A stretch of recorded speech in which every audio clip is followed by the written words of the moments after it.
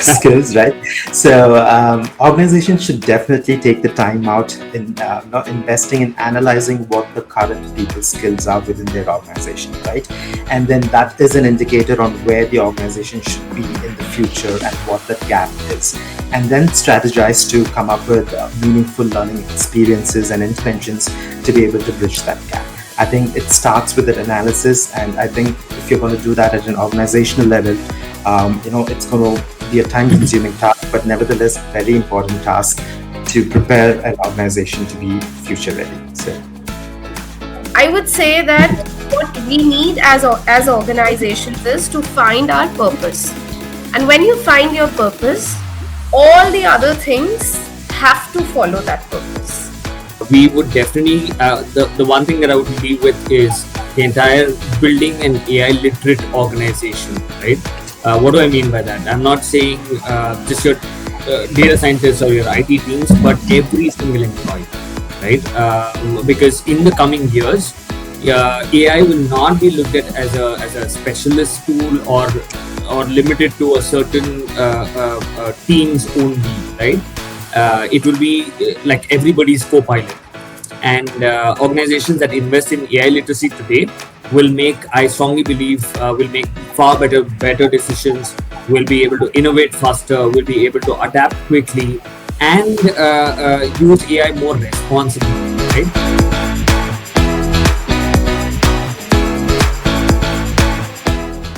Okay, hello everybody. Wishing you all a very, very good evening. Thank you for finding out time and joining us today. And I just warmly welcome all of you, and we hope we have the best 1 hour of the day today.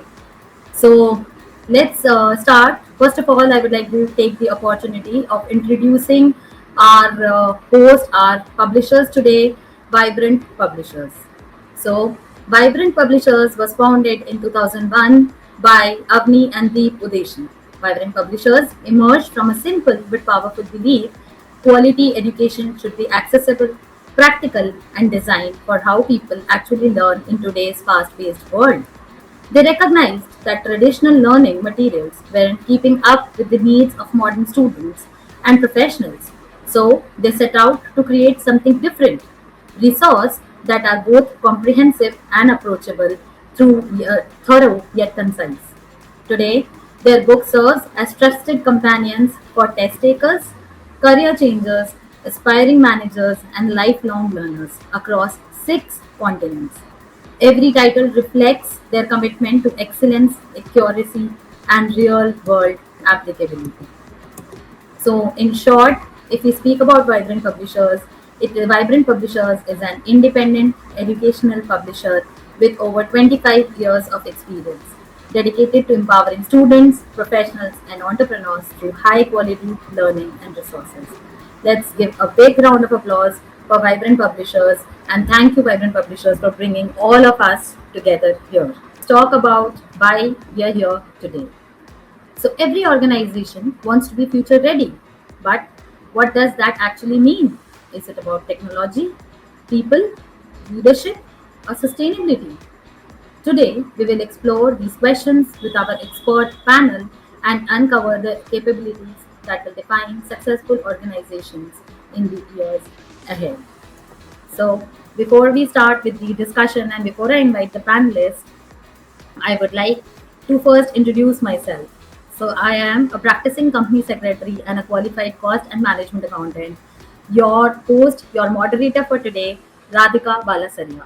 Currently, I'm working from Jaipur and I have over 10 plus years of experience in consulting businesses about their taxes, compliances, and other legal liabilities. And I mainly focus on startup consultancy. So today, AI and business sustainability has become a buzzword thing for everyone. So let's begin without wasting any time. I would like to go ahead with the event today. So, good evening, everyone. Once again, I would like to welcome. Organizations today are facing rapid technological disruption, changing workforce expectations, and increasing pressure to grow responsibly. AI is changing how we work, learning is changing how we develop people, and sustainability is changing how we define long term success. So, today's discussion revolves around one important question: what will define a future ready organization? Before we hear from our speakers, I would love to hear from you. Let's begin with a quick small exercise. In the comments, I would request each one of you to complete this sentence. A future ready organization is the one that. I would repeat, let's complete this sentence and everybody is free to give their ideas. There is no right or wrong. Let us all put our inputs in the comment box. A future ready organization is the one that dash. So let me see your thoughts in the comment section. And now let us go ahead. Let us invite our panelists, and I would like to invite our first panelist for the evening. Let us all give a big round of applause and welcome Mr. Karthik Chandrakant. Karthik Chandrakant is an AI practitioner with over 14 years of experience building AI-driven products and data science solutions. He has worked with leading organizations including Amazon and currently serves as SVP, Head of Data Science and AI at Imarticus Learning, a TEDx speaker and an AI mentor to 12,000 plus learners worldwide. Karthik is passionate about advanced AI literacy. So let's give a big round of applause for the author of AI Essentials, Mr. Karthik. Welcome, Karthik. Thank you so much for having me here. I think I'm super excited to look at how this conversation turns out, and but the topic and theme is so relevant in today's world. Thank you so much, Vibrant Publishers, for having me here. The pleasure is all ours, Karthik, that we have an expert like you speaking about AI with us. So, Karthik, we have a lot of questions. We have compiled a lot of questions from a lot of people we know. And let's start the discussion. So, Karthik, my first question to you is that today almost every organization is experimenting with AI. Why do so many still struggle to translate AI initiatives into meaningful business outcomes? I think that's a very valuable question in today's world. I think the biggest mistake that organizations make in today's world is they treat AI as a technology project or like an initiative that they need to do, whereas in reality it's a business transformation initiative, right? Where many companies begin with the question, where can we use AI? But the better question that they need to ask themselves is, what business problem are we trying to solve? Forget the solution, forget what technology that you'll use, but ask the right business question in terms of what is the business problem that we're trying to solve, right? So AI should never be implemented because it's like the buzzword or the hype of today's world or something that's looking cool and fashionable, but it should really improve some of their core metrics. It could be revenue, it could be cost, it could be customer experience, it could be productivity internally, whatever, right? There needs to be a very clear metric that you're moving with the help of AI. And I've seen organizations build very impressive pilots using AI or prototypes, but they never really reached production environment, or primarily because it was never tied to like a core business objective. So keeping that aside, one other aspect which companies need to also the challenge that they face is data readiness. And the AI systems that you build or the platforms and solutions that you build is only good as the quality of data that's behind the scenes, right? So if your data is fragmented, isolated, think of it as the inconsistencies that exist in your system will only get amplified by AI if you don't solve for your data quality and maturity of that.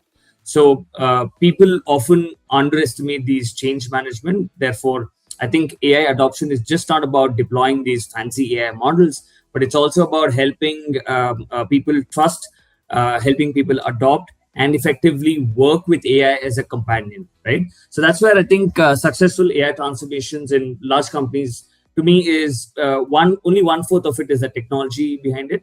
The remaining 3/4 comes from the people, processes, and the culture that organizations build behind the scenes to embrace AI as a technology.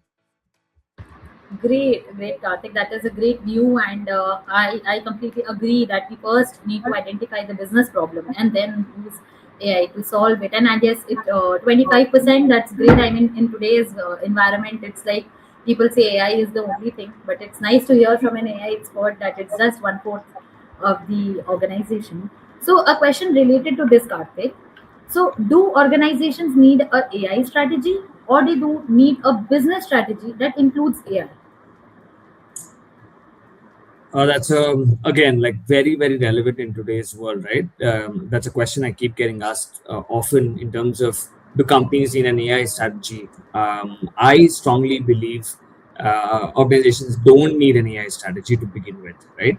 They need a business strategy where AI becomes a core capability, and AI needs to sit in that business strategy. So think about let's say 20 years ago or 25 years ago.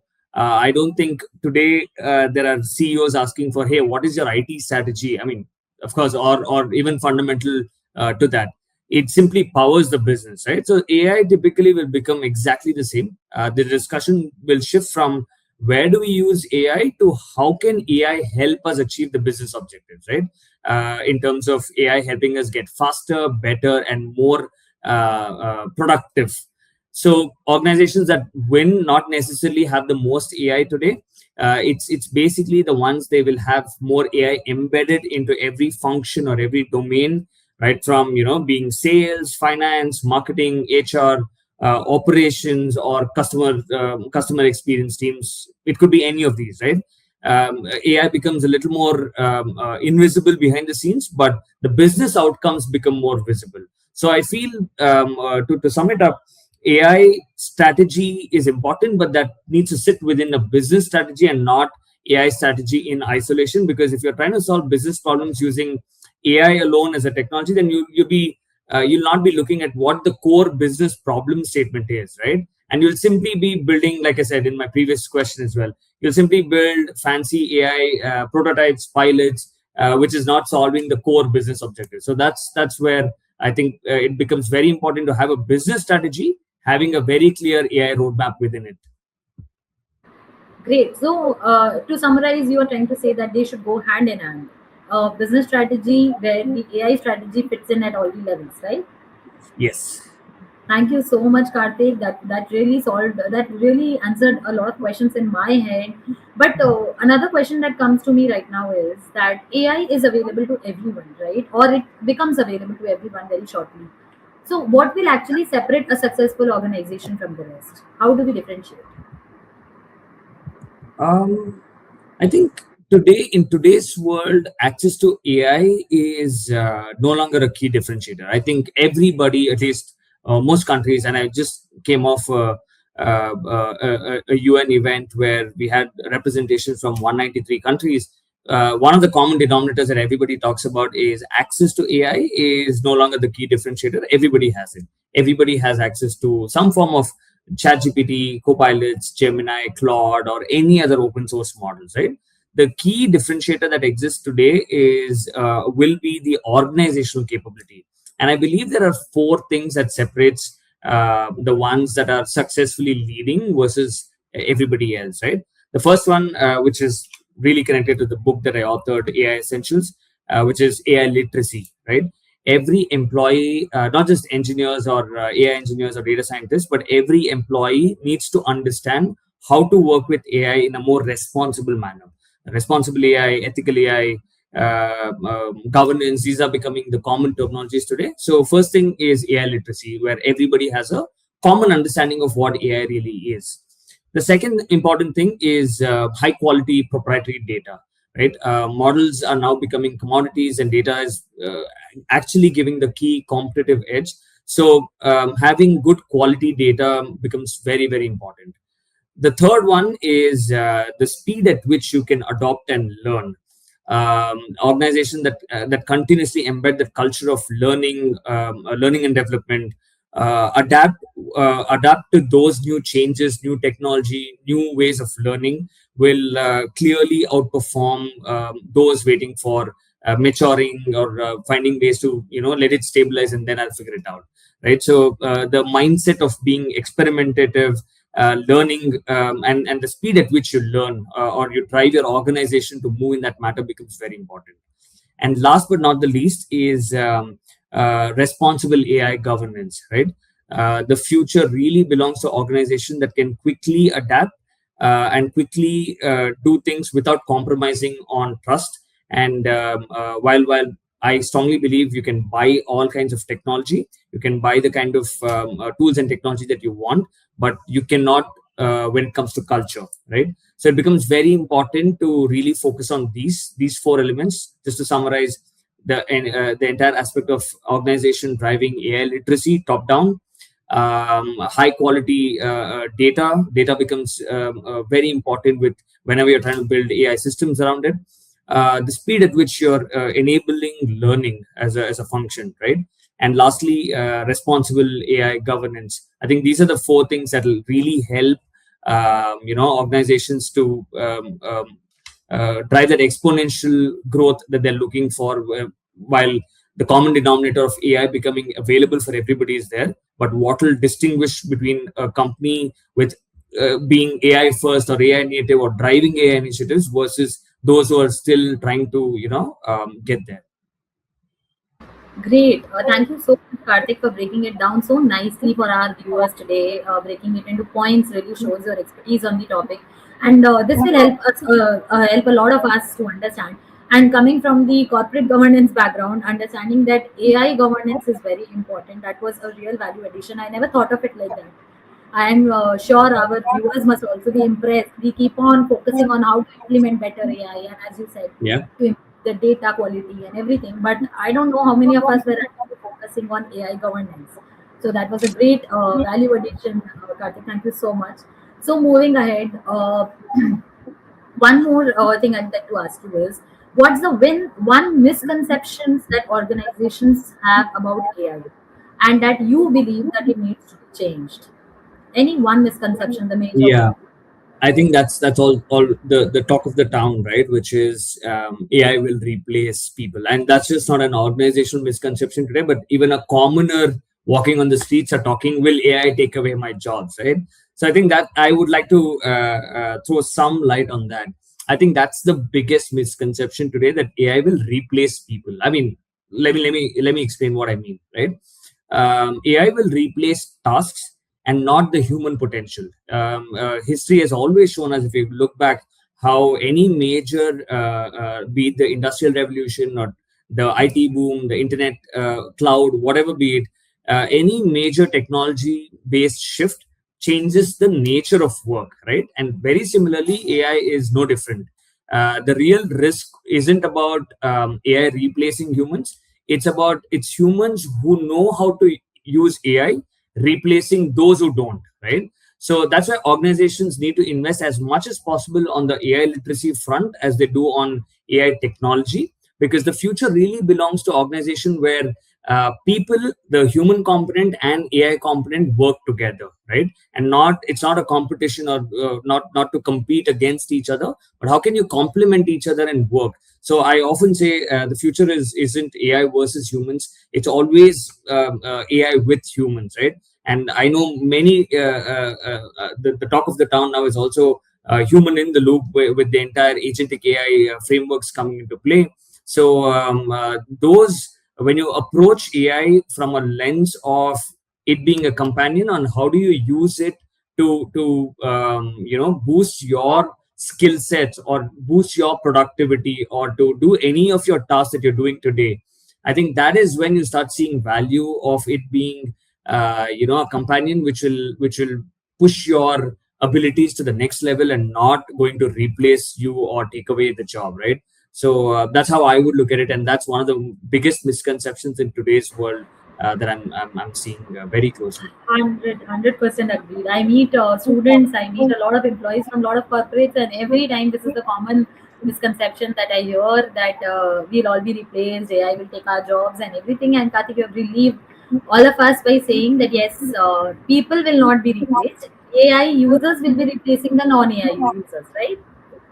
Yeah. Thank you so much, Karthik. We have a lot more to learn from you, a lot more to discuss, and I'm very excited to read your book, AI Essentials, which will be launching today very soon.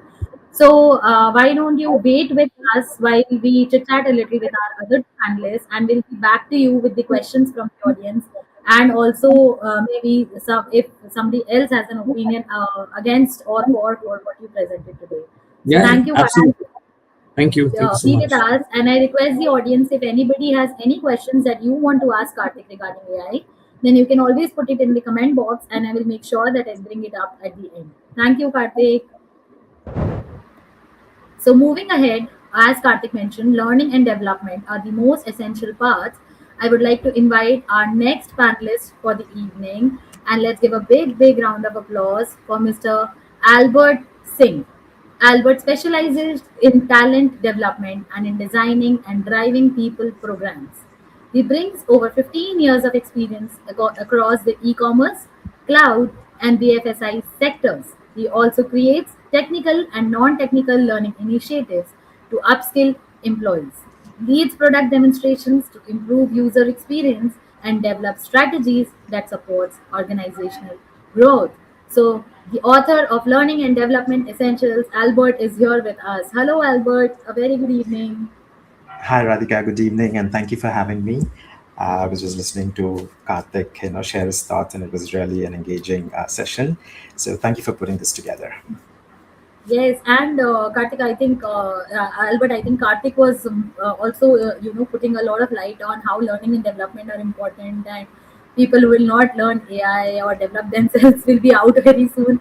So I think we have a lot of questions to ask you today.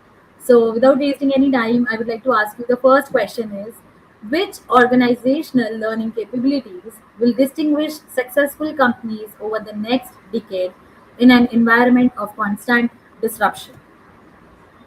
Okay, that's an interesting question. Like you said, technology keeps disrupting our industry and the world time and again.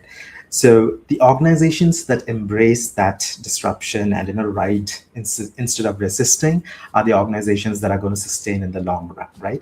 And some of the key capabilities that I can think of would be agility, adaptability, analytical thinking, and creative problem solving, right? These are some key skill sets or capabilities that I can think of the top of my mind that will enable organizations to set foot into the future ready organization, right?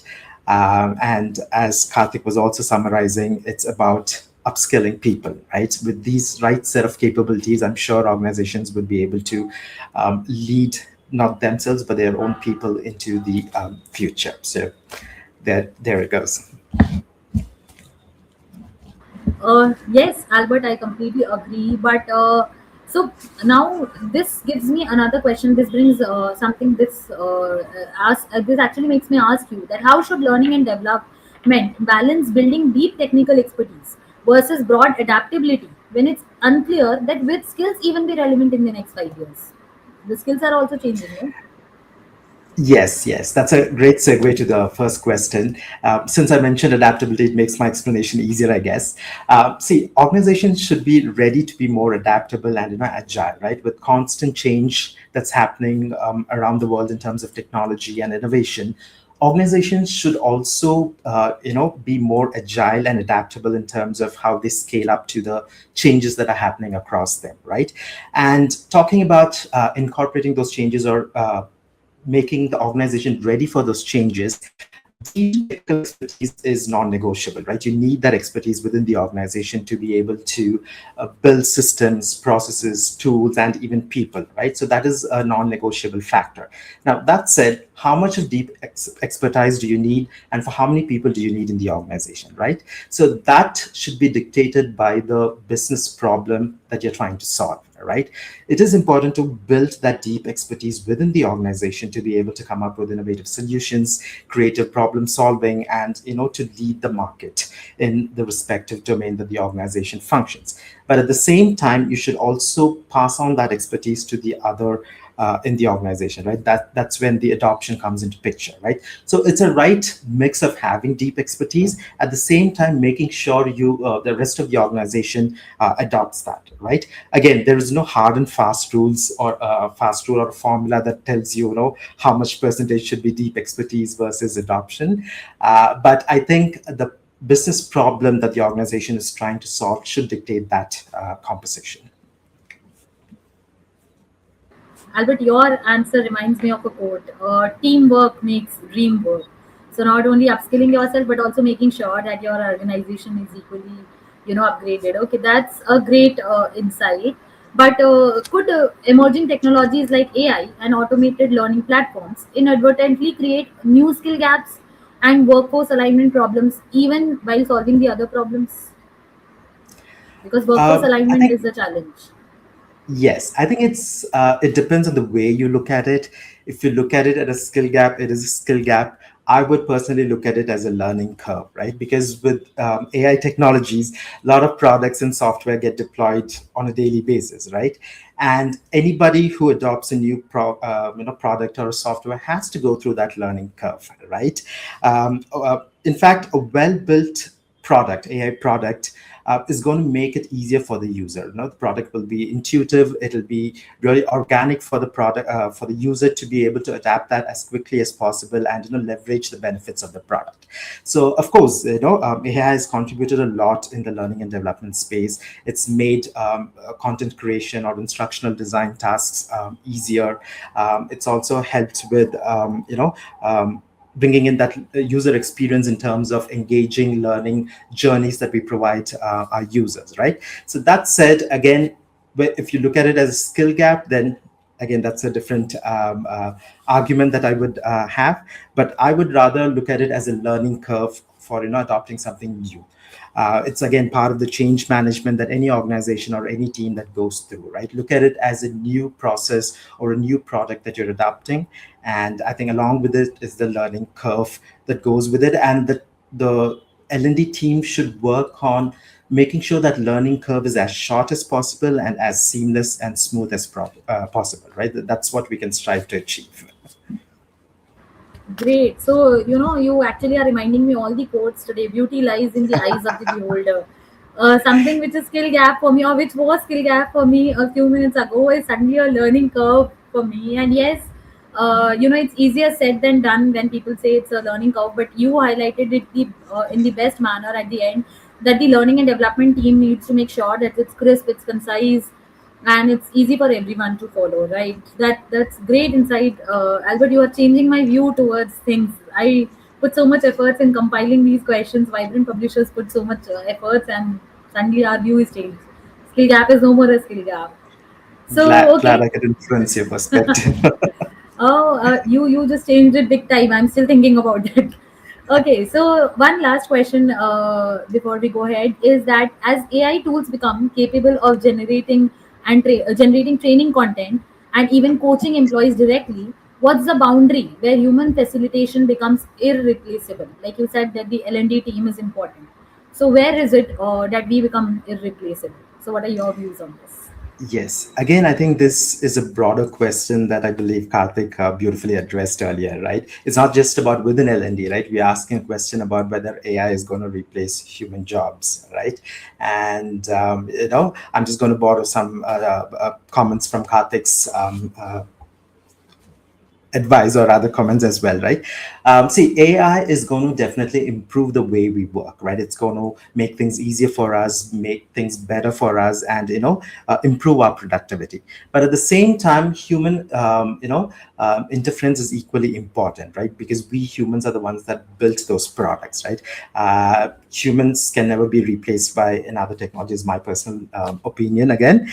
But yes, the ratio, the combination, or the composition of how much of AI versus how much of human, instructor facilitation, again, depends on what skill you're trying to build, depends on what capability you're trying to build among your audience. And I feel that personal human interaction is always non-negotiable, and it adds, that personalized touch to your learners, right?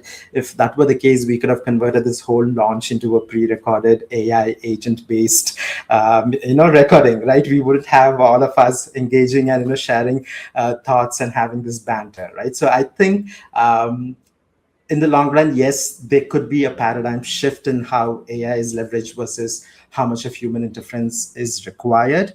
But to say it's going to completely eliminate the need for humans, I think is a bit of an overstretch. So Albert, best example is the live example. If AI was that, capable, then we would not be having this meeting at all. We would not be having this chat at all. So nice of you, Albert. So thank you. We do have more questions, but we'll come back to you later.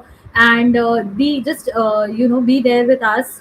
We may have questions from audience, so anybody from the audience, if you want to know something else from Albert or present your ideas upon what he said, then you can put it in the comment box. So Albert, just be there with us while we have one more session with our another panelist, and then we'll get back to you at the end. Thank you so much for changing my Thank you. perspective towards a lot of things. So, Dr. Ritika Mahajan. Dr. Ritika Mahajan is a distinguished academician and consultant. She is a faculty member in General Management and Strategy at Malviya National Institute of Technology, Jaipur, better known as MNIT. Dr. Mahajan has held visiting faculty roles at renowned institutions such as IIIT Lucknow. She has consulted for the United Nations Environment Programme and the Ministry of MSME, Government of India, and she is the author of the book Business Sustainability Essentials. Hi, once again, a very good evening, Dr. Ritika. Good evening, and thank you for doing this session for us. No, Dr. Ritika, it's our pleasure to have you here so that you found out time for us and you share your views. We have a lot of questions on business sustainability, as our other two panelists also spoke a lot about business development. So we would like to know a lot from you. Let's start with the first question. So my first question to you is, which sustainability capabilities will distinguish a successful organization over the next decade? Right. Okay. So I can see comments from some of my students here. Thank you so much for attending this session. When we talk of organizations for the future, what I feel is that the basic thing that being someone from a corporate governance background, you would agree that when we are taught about organizations, primarily business organizations, we are also taught that they are separate legal entities and persons on their own. So they are artificial persons. So I feel that the future, whatever the future holds as a challenge for me, also holds as a challenge for an organization, because the organization is also an entity trying to survive, right? So if I look at it from a personal point of view, I would see for myself, as well as, let's say, for my child, that be ready for the worst. So I think a future ready organization is that which is ready to deal with the worst possible scenario that could come, right? And the pandemic was one example. There could be other examples. And the kind of times that we are living in, we have to be ready for the worst, but be happy with if better things happen. And I would like to say that in terms of capabilities to prepare for the worst, there are three different verticals that I see. And that's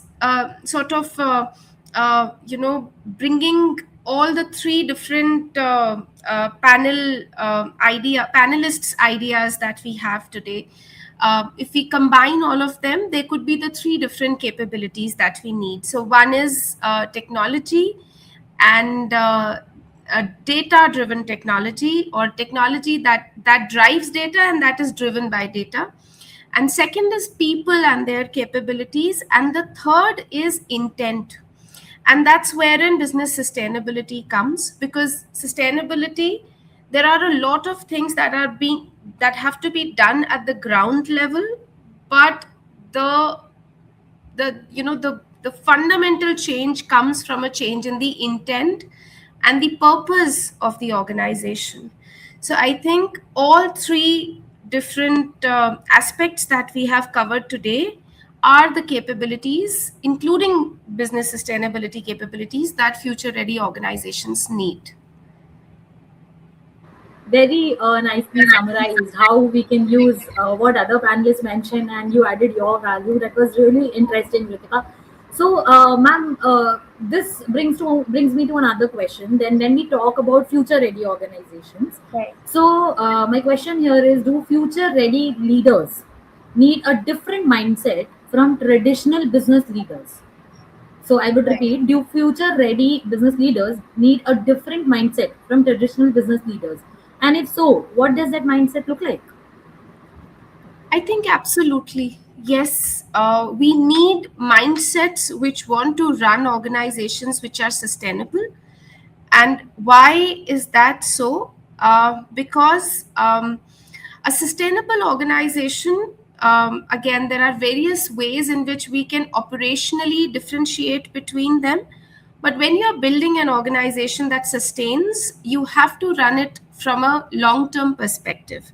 So we need a leader who's ready to understand that, all right, if I am not making money, if I'm not making, immediate profit, it is absolutely okay because I am here to stay for the long term, right? Actually, it's a very fundamental thought. We teach going concern concept in accounting, and then when we run our organizations, why don't we invest in our organizations in terms of time and resources to run them in a way that they would be better for everybody involved, right? And all the stakeholders would benefit out of it. So yes, we need those kind of mindsets who are comfortable with long term success. And second, we need to slow down. We need to slow down as individuals, as a society, and in terms of business also we need to slow down, where we need to build resilient, strong, and organizations with a lot of substance, rather than uh, giving up as and when something goes wrong, and which are ready to be able to adapt to the changes that are going to come within the domain of sustainability also. True. So I really, I'm really able to understand what you are saying, because these accounting concepts, relating them to that, is helping me have a better understanding. And yes, I do agree that future leaders need to be more prepared, as you said, and they need to calm down. We'll come back to this, but before that, could technology such as AI or data analytics and automation support create new sustainability problems, even while solving others? Yes. I can So repeat the question. Like, yes, yeah, please go ahead. I got it. Yes. Okay.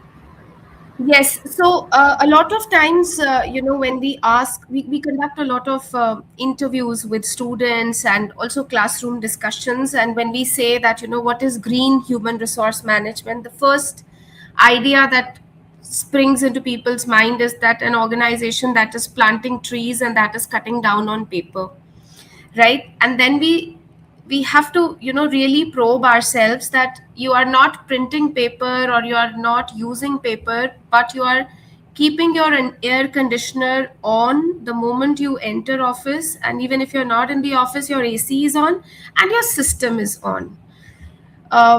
I even small things like sending unnecessary emails when the person is sitting right next to you. Why is this happening? Because we do not have a systems approach or a holistic approach to problem solving. So when we try to take care of one aspect, the other aspect starts getting affected. So it's absolutely correct what you have mentioned, that do these problems, are these mutually exclusive things, or are they interconnected? They're absolutely interconnected. And when we are solving our problem, we have to weigh the pros and cons, and we have to take a decision based on analysis of all the problems and all the solutions, right? So yes, we need a systems lens rather than individual problem solving. I love the examples that you give. Like, we cut down on paper to save the environment, and then the AC is always on. And yes, this email reminds me of that one dialogue from one of the famous series, that meeting kariye, meeting kariye. People are sending emails to people sitting next to them just to bring it on record. And yes, all the examples are very relevant in today's time, and we need to look at it as with an holistic approach. I completely agree. Ritika, thank you so much for making it so interesting for us. One last question before we go ahead is, what sustainability skills will employees and managers need in a future ready organization? When we talk about skills, what sustainability skills do you recommend? Okay, so I come from a field where I am in touch with students, and that's the first question they want to know. Rather than knowing the subject, they are more interested in knowing what does the industry want and whether we will get a job out of it or not. So, so sustainability is not a discipline like mathematics, which is thousands or millions of years old. It's something which we are trying to build as we are progressing. We need to build it really fast because the clock is ticking. However, when we look at the skills required in order to be proficient in sustainability, we can use the same classification that we use for management skills, which is conceptual, technical, and interpersonal skills. However, within the technical part, the kind of skills we need change. For instance, to begin with, design is something that's really important for sustainability. Whether it is design for services or design for products, if the designers take into account what kind of products and services are going to be offered, that's where we can deal with the rest of the issues in a better way. Second is what Karthik has already discussed, the reliance on data and using artificial intelligence to capitalize upon that data to make decisions which are sustainable for the organization, and people management skills. Why? Because many a times when we work with organizations, especially mid-sized organizations, the people are not ready to implement sustainability. There's a lot of resistance, and there is also lack of capacity building. So, skill to be able to explain to people in a very simple way why this matters and how is this to be done. And actually, in Hindi, we would like to, we should talk in simple terms and okay, day to day basis pe mujhe karna kya hai, right? Rather than saying that this is the world wants this or the society wants this, what is it that I should do on a daily basis? Please tell me. And that's the kind of clarity we need in people whom we are upskilling for sustainable organizations, right? I hope it answers. And I think all three verticals that we are discussing today, they're not actually verticals. I look them as interconnected, concentric, or in the form of a Venn diagram, where a lot of these things are overlapping, and they truly are needed for building organizations which will last more than our lifetimes. Yes, yes, Ritika, I agree with you that yes, even I can view it as a Venn diagram now. Though earlier I was looking it as three verticals, three places to work on. But after listening to all three of you, the Venn diagram visual helps a lot. So, Ritika, there are a lot more questions. So we need to know a lot more things about sustainability from you, and all of us are very excited to read your upcoming book, Business Sustainability Essentials. So I think that will help me solve a lot of my questions about my business. And let's call both the other panelists here, and let's have a cross discussion, because some questions are coming to my mind on how to solve particular problems with having all three verticals together. So let's welcome back Karthik and Albert. Hello Karthik, hello Albert. Hello there. Yes, and Ritika ma'am is here with us. So I hope each one of you have heard the other. Yep. And so now, before we move ahead, Karthik, I have one question from one of our viewers today, and that specific AI specific question. So I think I should ask you the same, while all others are welcome to give their inputs. So the question is, does AI store confidential information when the user inputs were creating reports?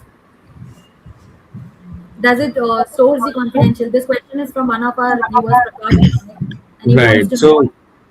yeah, I can answer that in twofold, right? One is I think that's a very important question to keep in mind whenever people are using AI tools today. The short answer is it depends on the AI platform which you're using and how it's deployed, right, against your organizational policies. So these are two things to keep in mind. Excuse me. So any consumer AI tools might today retain some of the prompts that you're keying in, right, and use them to improve their models depending on the provider, the settings that is there, the access controls given, so on and so forth.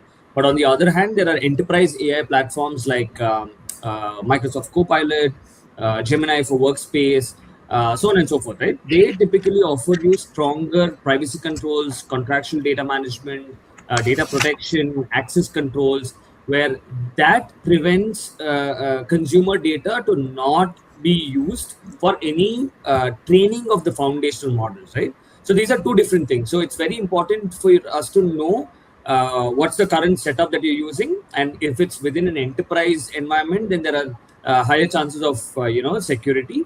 But the thumb rule is very simple, right? Never assume every AI tool to be safe with all the confidential data. Before employees can upload any kind of sensitive data, personal information, I would strongly suggest them to treat it like any other enterprise system.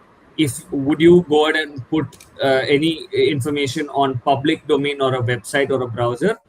If yes, okay to put it here. If not, not okay to put it in your AI systems as well, as a general word of advice. But having said that, it's very important to understand your enterprise level.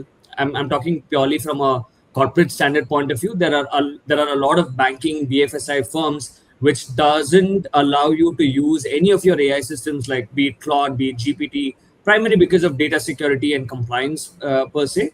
But then there are many organizations which are okay. So again, there are different levels of. During my days in Amazon, we even had how do you categorize what data is confidential versus public versus private versus important and confidential versus highly sensitive and confidential, right?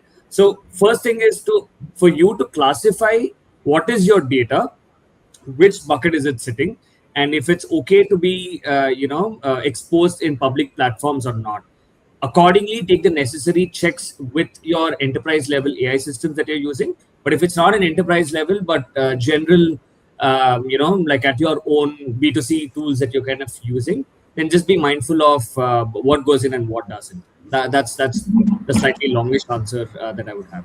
I don't know that I think really solves. So I hope Prakash, you got the answer, or you I think he could solve what you exactly trying to ask. And just a second, so one of our viewers, Nishakar, is unable to hear us. So somebody has written Nishakar, right? All others can hear, right? Everybody, it's audible. Karthik was audible to all of us, right? Yes. So Nishakar, if you could just rejoin, then that would be great. So okay, moving ahead, I have one common question. Because all three of you were in collaboration, I don't know. I think everybody agrees with everybody else. So I would have just one question, which I'm putting to all three of you, and I would like to listen to all views from all of you. Is that if an organization could make only one meaningful change over the next 6 months to become more future ready, what should that be? So let's start with Albert. Albert, one change in within next 6 months. What is your recommendation?